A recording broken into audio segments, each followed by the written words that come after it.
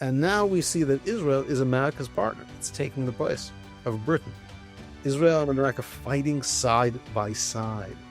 And that image is so powerful. And it's so real. You don't need any propaganda. The president's saying it. I don't put a lot of confidence in this guy. I don't know if he even knows what's going on. He's obviously not so important because he's alive. All right, folks. Next up is a perspective on the international scene, international law, international reactions to what's happening right now, and the pressures that Israel has. Israel has a lot of pressures, but maybe President Trump has even more pressures. And we're going to ask somebody who's really an expert in international law, and that is Professor Eugene Kontorovich, Professor George Mason University School of Law, and Senior Research Fellow at the Heritage Foundation. Eugene Kontorovich, thanks so much for joining us today. Good to be with you, Shai. All right. Before I even start with any specific questions, give me a view. You know, I have a feeling that I, along with other people, are a little bit siloed. We're siloed inside of our perspectives. My mom was telling me that she was watching American news, and it looked like Israel was barely even a part of this war. You watch other news sources, and it looks like everybody hates this war. I think I read in Vanity Fair, I clicked through somewhere, and it said this is a deeply unpopular war with a deeply unpopular president from the United States perspective. So I'm asking you, give me a little bit of a sense of what this looks like on the global scene. In the United States, you know, I think the reactions to this war are like everything else, highly partisan. Polling suggests the vast majority of Republicans support it. Democrats don't. It's unclear why Democrats don't, because the Democratic leaders have said they're committed to preventing Iran from having a nuclear weapon. They have just said it's impossible. It's impossible to do that by military means. Iran is too strong. So presumably, if they knew how easily Iran could be dealt with, or at least set significantly back, their rhetoric would suggest they'd have different views. Maybe, in fact, they don't mind Iran having a nuclear bomb as much as they say. And globally, I think reactions are complicated. Nobody really likes the idea of an Iranian nuclear weapon. Everyone understands that. What about liking what the Iranian people like? Like, that's what's weird about progressives right now. It's like you're seeing these ethnic people being like, "Thank you, Bibi, rescue us, liberate us." You'd think that they'd want the same thing when they get excited about so-called Palestinians, right? You think that they'd be as excited about the Iranian people. It's complicated, I think, because first of all, nobody really cares too much about the Iranian people. The progressives don't care about Palestinians either, as evidenced by their lack of interest, their oppression in Jordan, Syria, Lebanon, etc. But what they do care about is Israel and the Jews. And I think if you were to do a poll of European leaders, they'd say, we'd love the Iran's nuclear weapon to magically disappear. So this could be like somebody doing them a favor. But the fact that it's Israel makes it a tough favor to appreciate. It's like if the kid you hate most in high school, who you have the biggest rivalry with, comes and beats up your enemy for you. It's emotionally complicated, perhaps, and that's what's happening to the European countries. This war. So traditionally, the UK, for example, has been a partner in America in every major war since World War I, in World War II, in Korea, in the Gulf Wars, and it had an outsized military. The UK is sitting this one out, and it couldn't really help much if it wanted to. The Gulf states, many of whom feed their people a steady diet of anti-Semitic information, find themselves on the same side as Israel, fighting a Muslim country. So a lot of illusions are being shattered, and that's not going to come easy for anyone. The UK has had an increasingly difficult relationship with Israel since really 1956, since the collapse of the Suez invasion, in which Israel was a partner with the UK, and when it didn't work out for the UK, it worked out okay for Israel. But when it didn't work out for the UK the way they wanted, and they had to withdraw, and they couldn't prevent the nationalization of the Suez Canal, they blamed Israel. And I think a lot of countries wasn't it Eisenhower was to blame? Isn't he? Eisenhower ordered everybody out. And Israel had achieved at least its short-term objectives, which was pushing back the Egyptians.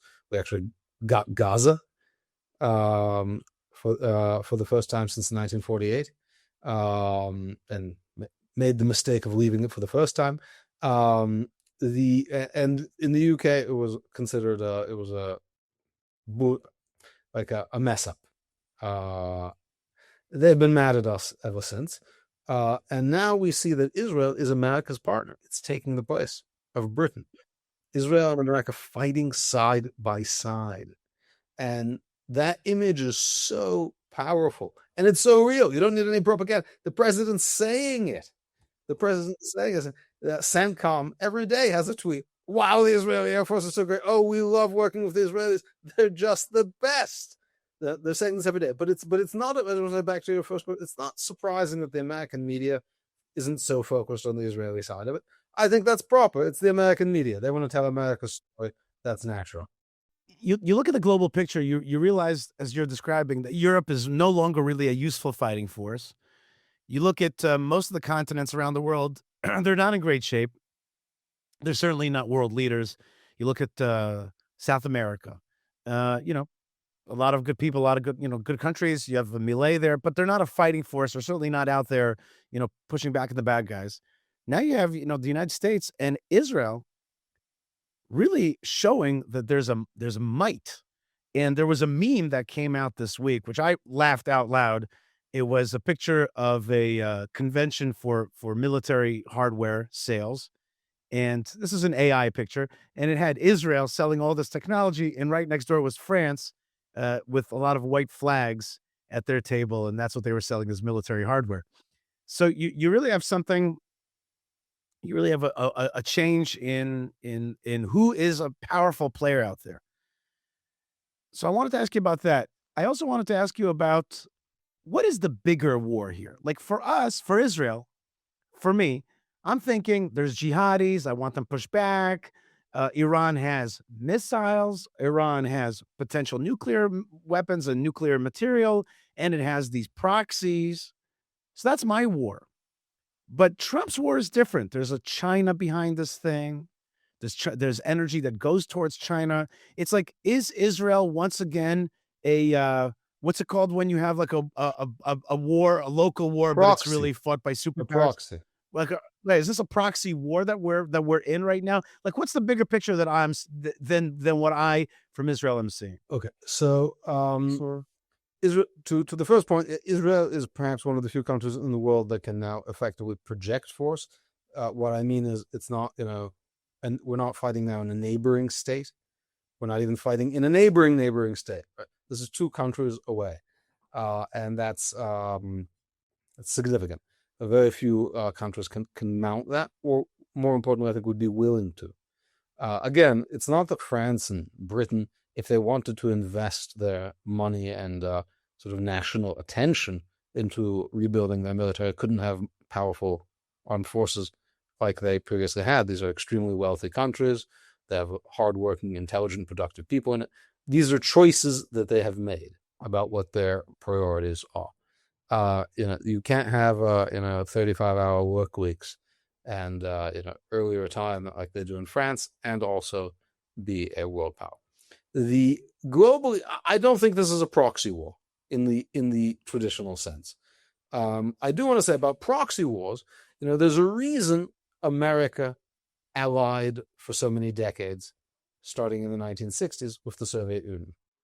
And it's important to say what that reason is, because people get it wrong. It is not the Jews. Right? It is not the Jews. The reason America allied with Israel was because the Soviet Union backed the Arab countries. The Arab countries got in bed with the Soviet Union. And in the world of the Cold War, you were either with us or against us. Israel was happily and naturally and proudly on America's side. from quite early on. And from Nasser, at least, the Arabs decided to get in bed with the Soviets. So Israel was the one bastion of pro-Western, pro-US, anti-communist. Ironically, right, because it was a socialist country, but very anti-communist in the Middle East. Then the Soviet Union collapsed, and interestingly, a new force emerged, political Islamism, and Israel was again naturally allied with the United States. Now, it may not be a coincidence at this point. We may just be, maybe Israel's just the good guys naturally. But in the fight against Shia, Shia domination of the Middle East, Israel is a natural ally. Now that China does benefit from Iran and support Iran. They have a bilateral relation, but it's not a proxy in the old-fashioned sense. Part of America's calculations here clearly involves strategically isolating China, cutting off both their places to sell their weapons, sources of energy. But that's a benefit, and maybe an important one for Trump. But I think you can't take you shouldn't discount the very basic reason for this war, which President Trump said quite explicitly. They tried to kill him. They tried to kill the former defense secretary of the United States, and they've killed thousands of U.S. troops over the years, to very recently. It's a country dedicated to death to America. Now, the fact that it also has broader geopolitical benefits, that's like icing on the cake. Right? That's what makes this a smart move rather than a self-defeating one. The knock-on benefits are positive. But so I don't think Israel's a pawn in anything. America has a broader vision that this fits into, and that's great, and that's not contradictory to Israel's interests. I didn't use the word pawn because we don't feel like a pawn right now. We feel like we're actually getting a chance to get out there and to project that strength and to show that military strength. And I think at the end of this thing, when the dust settles, whenever that'll be. And by the way, I was supposed to fly out this week on Wednesday. El Al just officially told me that my flight is canceled, which makes sense. But I was still thinking maybe I'll be out there speaking in New York City this Shabbat. Didn't work out. But Israel is, when the dust settles after this whole thing, people are going to be like, whoa, that Israel is a powerful country. And that is going to bring with it both admiration and hatred. There's another struggle being waged here, apart from the struggle against Iran specifically. There's a struggle about, well, what is Trump dedicated to? What is the essence of Trump? He says it very clearly. Trump is not a subtle guy. MAGA, make America great again. And there has been a narrative that has cropped up since the 50s that America and other Western countries are the source of badness in the world. Even when there's clear proximate causes for badness, like the Ayatollahs massacring people, it's because the CIA had a coup in the 50s against a guy who was a commie, really. But the story is everything is to Iran, even the mullahs, really it's America's fault. And this comes from, I think, just a deep inner abandonment of faith in the American project. People talk about self-hating Jews, but I think self-loathing Westerners are a common thing. It's a lack of faith in one's national project, a kind of nihilistic, self-defeating. It's hard for me to understand because I don't share. But now you see that both on the left and on the right. It's Mandami and Tucker. America's to blame for everything. American involvement causes problems. And that requires you to accept great national humiliations. Right? You can have these countries take your people hostage. And I don't mean in 1979. I mean a few years ago, when they took a whole boat of American sailors hostage and paraded them around on their knees to kill your soldiers. And we can't really do anything about it because it's our fault. We need to understand their perspective. And we see this, in its highest form in the UK, where the Prime Minister gave a speech saying this is what he said. It was the biggest non sequitur ever. He said, yeah, we know Iran is very bad and they're very dangerous, and it's very bad if they get a nuclear weapon. We know they're really so bad. They actually tried, they had 20 attempted fatal attacks in our country on dissidents and Jews. I don't know if you like that. Maybe that makes it better. So they tried to kill like some 20 dissidents and Jews last year, and that's why we're not going to do anything. That should have been a resignation speech. He let them get away with 20 attacks. He's only mentioning it now, and so we're not going to do anything. So Trump is the opposite of that, and I think Americans are truly a proud people, and Americans, are still in touch with their sense of national greatness. That's why they elected Trump. And they don't want their country to be the Keir Starmer UK. They want it to be a country of strength and pride, which it can be. I want to play a few clips, and I want to hear your reactions to them.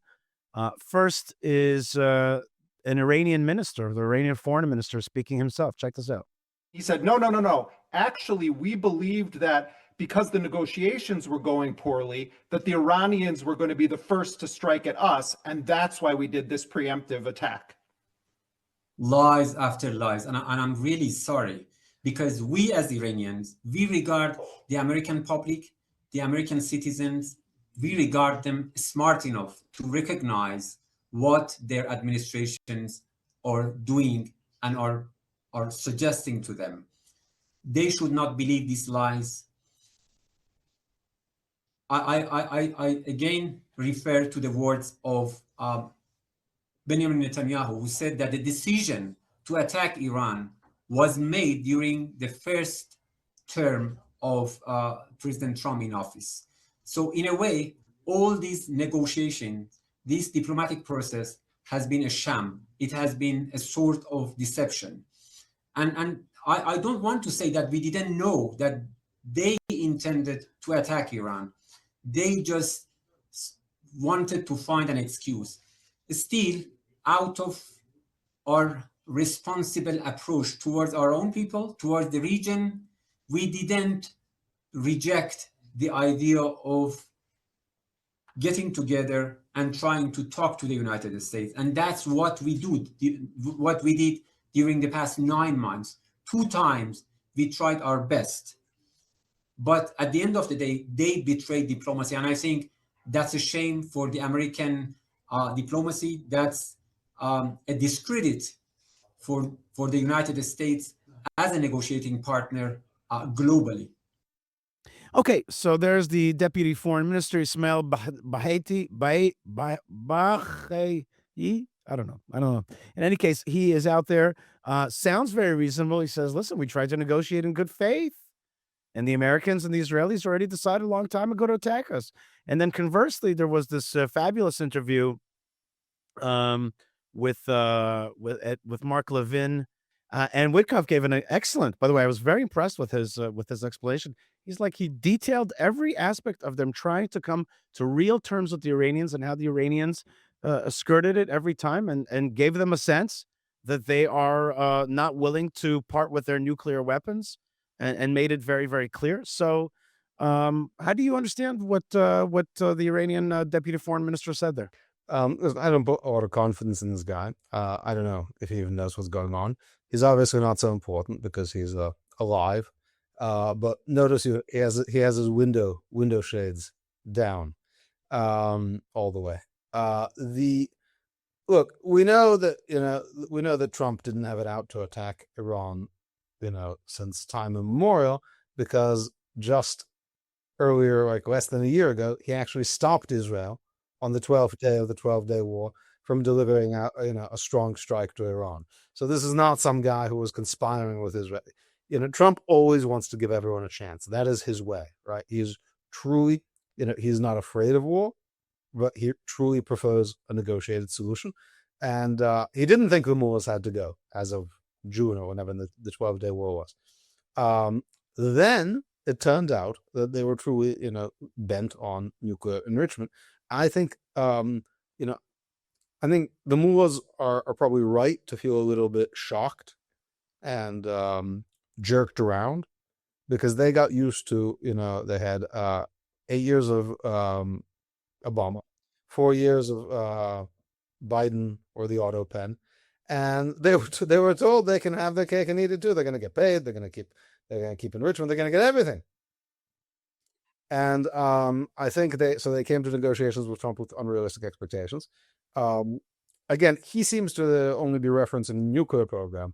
Obviously, there's a lot more that the Trump administration was expecting from Iran, such as ending ballistic missile production, because we see those missiles were really designed to target neighboring nations. They went like to target their Arab neighbors so fast. I think that shows a lot about the regime. Now, it's not that they're lashing out because they're desperate. This is not a normal thing, right? Countries can be on the defensive and losing a war without attacking everyone, right? Ukraine did not respond to the Russian invasion by shooting rockets at Poland, Romania, and Hungary. And we'd think they'd be psychopaths if they did. But a lot of people are trying to make up stories why, in this case, Iran has no choice. What else can they do? Look at Ukraine. There's a lot else they can do. Including lose honorably without attacking all of the neighbors. So the ballistic missile program, the proxy armies, I think this is also very hard for Iran to digest because they're not used to fighting on their own territory. The whole model of Iran for 40 years has been to fight the Zionist entity down to the last Arab, and they did that in Gaza. They're doing that in Lebanon with the Houthis. They're willing to sacrifice Arab populations in their war, without limit. It wasn't supposed to come back home. I can tell you, I wrote an article on October 7th, 2023, right after I turned on my computer for Shabbat. So what happened, I wrote an article that was published a day or two later in the Wall Street Journal, and I said, call it the Gaza-Iran war. This is not just an attack by Hamas and Hezbollah. This is really the Iranian strategy of surrounding Israel in a ring of fire. This is the final act in it, and the only way this war is going to be won is not in Gaza but in Tehran.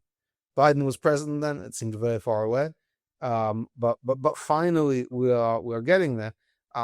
It's been truly epic, like in the sense Israel has been like a character in a video game where on each level it has to take out the bad guy for that level, like Hamas, Hezbollah, Assad, and now it's reaching finally the main bad guy.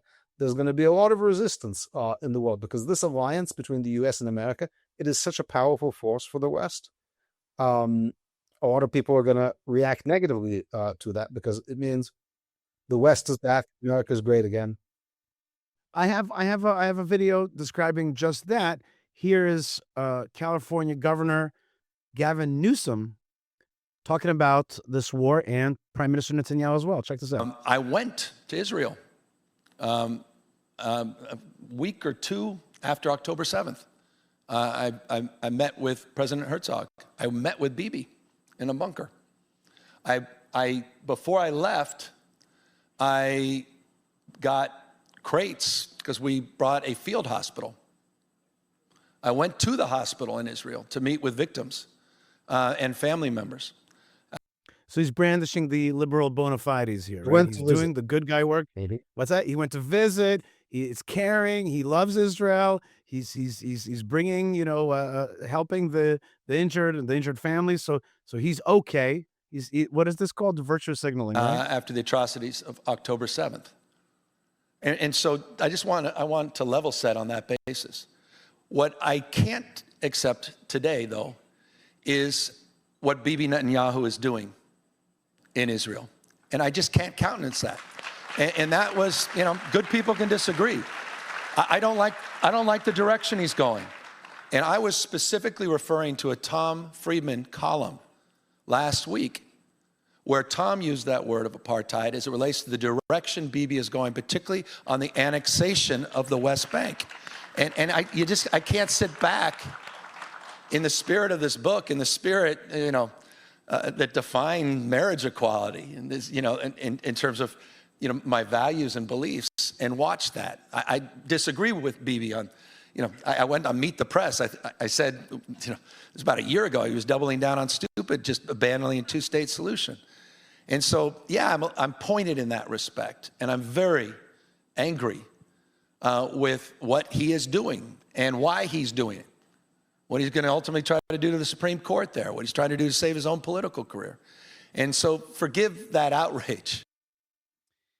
So there's Gavin Newsom during when Israel's fighting an existential war, ripping us about Judea and Samaria, ripping Prime Minister Netanyahu about ending the two-state solution, which is like, oh my God, who's even talking about that? That's like so 10 years ago at the very tail end of it. Nobody's even talking about that now. But there he is out there, brandishing this, showing that first he's, a good guy, he's pro-Israel, but he hates Netanyahu and what he's doing. What do you think about that? He didn't say he's pro-Israel. What he said is he likes dead Jews. And we've seen this before. Boy, were Jews popular in 1945. 1948, that's complicated. People like Jews when they're powerless, when they're a victim, when they are the sacrificial lamb, when they turn the other cheek, when they are weak. It's typical, liberal victim fetishization. Right? Jews are fine so long as they're getting killed. So we Jews don't feel that way. We really like ourselves a lot better when we're not getting killed, and have a political project that's designed to prevent that. So he liked us when we're getting everything since then. October 7th, that was good. October 8th, 9th, 10th, things are good. Then we go into Gaza, not good anymore. So that's not called supporting Israel. That is called trying to keep, you're willing to keep the victim alive for further abuse, but not help them defeat their abuser. That's kind of torture. And the fact that he quotes Tom Friedman. If I had time, I'll write a whole lot. Tom Friedman, the Iran war could be read as an extended example of what's wrong with Tom Friedman, and a world where Tom Friedman can seriously be cited as an expert. Tom Friedman for decades has been saying nothing can be done about Iran militarily. He had so many stories. The Israeli planes can't fly far enough. They can't go over Iraqi airspace. Jordan's not going to let them. It's not going to work like this. It's not going to work like that. He had he had all these crazy ideas. What was going? He had an idea, Bushir for Yitzhahar. That if Israel would give up some Yeshuvim, then Saudi Arabia would pressure Iran, and then they'd make some nuclear deal. Well, so it looks like they got the nuclear reactor without giving up the towns that Tom Friedman was saying. So he's been wrong about everything to do with Iran, and it must be horrible for him. And he's the authority that Gavin Newsom is citing. And as for the Supreme Court, all that Netanyahu is doing is trying to inject a little bit of the American system into the Supreme Court. The American system where the Supreme Court judges, they can't be fired by politicians, they're not answerable to politicians, but they're at least in the first instance selected by elected representatives of the people. Currently, the Supreme Court justices in Israel are selected by representatives of the Supreme Court and lawyers who always agree with them. And so it is a system that is completely out of sync with Israeli democracy, has no democratic legitimacy, unlike the U.S. Supreme Court. And then Netanyahu wants to change that. I don't know why Gavin Newsom finds the American Supreme Court model so terrible. It certainly doesn't recommend him well as a presidential candidate. But I must say, nice hair. That's right. No, the guy looks good. Come on, you got to give him. I got to give it to him. And what about Mamdani and his excellent accent when he mentions the Prophet Muhammad? He's got the whole thing going on. He's right there. He's right there. And yet we can't underestimate these people. They are powerful and they have an impact. And Yocheved pointed out correctly that this is the platform for running for the next presidential campaign. And that's what he's laying out. He looked good. His clothes look good. He must have had them. He must have taken them to the French Laundry. That's actually, it's a restaurant. That's the place where he would have parties during COVID when everybody was locked down. Fancy place called the French Laundry. Let's watch one more video. Here's Danon, Israel's representative to the United Nations, speaking about this war. I'd like to get your comments on this as well. Talking to the media. Yesterday, an Iranian missile crossed the region and was intercepted above Turkey, a NATO member, before being shot down. More than 780 missiles fired. More than 1,600 drones launched. 6 days, 13 countries. Iran has struck more Arab countries than Israel has in its entire existence. This is a regime going down and trying to set the entire region on fire as it falls. It will not work. To the people of Israel, to our neighbors in the region, and to the Iranian people who are paying a price for this regime's recklessness, be patient. We are advancing. It is only a matter of time before the rocket fire is minimized and their capabilities are dismantled. Every day, their capabilities shrink. Every hour, we, together with the U.S., degrade, destroy, and dismantle their launch sites and stockpiles. The volume of missiles they are firing is already falling, and we are only 6 days in. They are getting weaker and weaker. Okay, so speaking of good hair, Danon looking good there as well. I think we can both say that he was, represents Israel decently at the United Nations. What do you think about what he says? You think that can Israel be perceived as what I call liberation nation? I came up with that, by the way. It's trademark. certainly going to help liberate the Iranian people. The real lack of reaction in the world to the massacre of at least 30,000 people by at least in 2 days, maybe 2-3 days, the largest single day massacre I think in recent decades, is extraordinary. And Iran it's a big nation. It's close to 100 million people. That they deserve to be free of the Mullah regime. I love that statistic that Iran has in the past week attacked more Arab nations than Israel ever has. Total. That's amazing. But I think also the Arab countries are getting this. Israel's not an enemy of the Arab states. I think the Arab, that era of inherent enmity is really coming to an end. Even now, the countries that are sort of most ardently against Israel have been Iran's proxy states, or states where Iran has a strong proxy presence. But at the same time, that's also a threat to many Arab countries where liberation is not like something the government would necessarily want. And again, the good comes with this dose of humiliation. Israel is the liberator of Muslim peoples.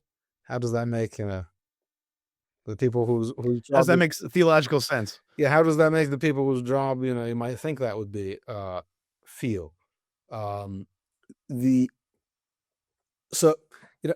As I understand of much of modern Arab Israeli history, much of it has been driven by a sense of deep humiliation over their stunning military defeats in 1948, 56, 67, 73, etc. The word Nakba was originally coined by a Syrian Ba'athist intellectual to refer to the 1948 war, the War of Independence, but not to the Arabs who fled mandatory Palestine, but rather to the defeat of the militaries of the Arab countries, who saw themselves as being industrial, as being 20th century countries, were beaten by a nation that didn't have an air force, that didn't have an army, and that was a humiliation which taught a lesson about the need to modernize. And they made a mistake and equated modernizing with becoming Soviet satellites and socialism and Baathism.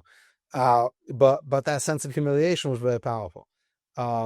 So I think, seeing Iran whooped by Israel will cause mixed feelings, and resentment and envy are powerful forces also. Indeed, they are. Eugene Kontorovich, you're also a regular opinion writer in the Wall Street Journal. You're also a professor at George Mason University Law School and senior researcher at Heritage. Yep. Just before I let you go, one last question. What's going on, just short, what's going on with Gaza? What's going on with the Houthis? I'm not hearing much about them right now. And I'll say another Is thing. that, are missiles coming there at some point? I'm also on Go ahead. Twitter. Follow me at EV Kontorovich, Kontorovich. Where I'll discuss all these topics on a daily basis. It shows you that bought-in friendship is cheap, right? Iran propped up these forces as a kind of spear in Israel's side, but they see Iran going down. Who wants to be the last Arab to die for the Persian Shia regime? You don't see a lot of people lining up and volunteering. And Iran thought that it could activate all of these proxy forces, but that's only if it seemed like it had a reasonable chance of winning. I think the best sign that Iran is truly in a very difficult situation and that the regime might not survive. Don't take it from Trump, don't take it from Netanyahu. If it looked like the regime was going to survive, the Houthis would be fire every day, because then they'd have to deal with the Revolutionary Guards if they won. It looks like nobody's expecting to be getting checks or threats from the Revolutionary Guard in the future. There's your Twitter handle, X handle over there, Eugene Kontorovich, Professor Eugene Kontorovich. Thank you so much for joining us. And let's hope that we see a strong Israel and really a region that overcomes jealousy and overcomes those feelings that you were talking about, but instead holds hands together to make the Abrahamic region successful and prosperous, with education, with welfare, with roads, with tourism, with business, with development, with normalization that comes at a post-jihad a region that really has been thirsting to modernize and to stand together and to reap the benefit of being such a historic and beautiful region. Maybe the time of jihad is over and a new day is coming with the help of God. Thank you very much for being with us, sir. Toda rabba. All right, folks, that was the amazing Professor Eugene Kontorovich, and awesome to have him with us. Could be part of it by going to buildisrael.com. Remember, I had a website that I always send you to, which is fightforisrael.org.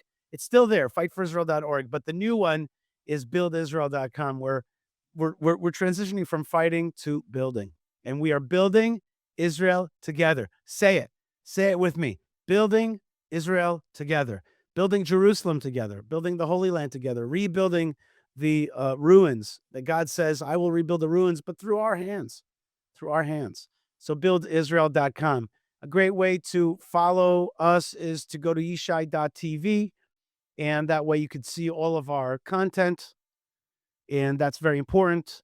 And we want we want to ask you for your likes, for your subscriptions, for your membership, for your support, for your love, for your fight. So be part of it. These are the two websites that I want to direct you to: buildisrael.com, Yishai TV. So easy. Another website, which is easy to remember, is buymeacoffee.com/Yishai, where you can just buy me a coffee. And my team, because I can't have all the coffees that you buy. My team needs the coffees.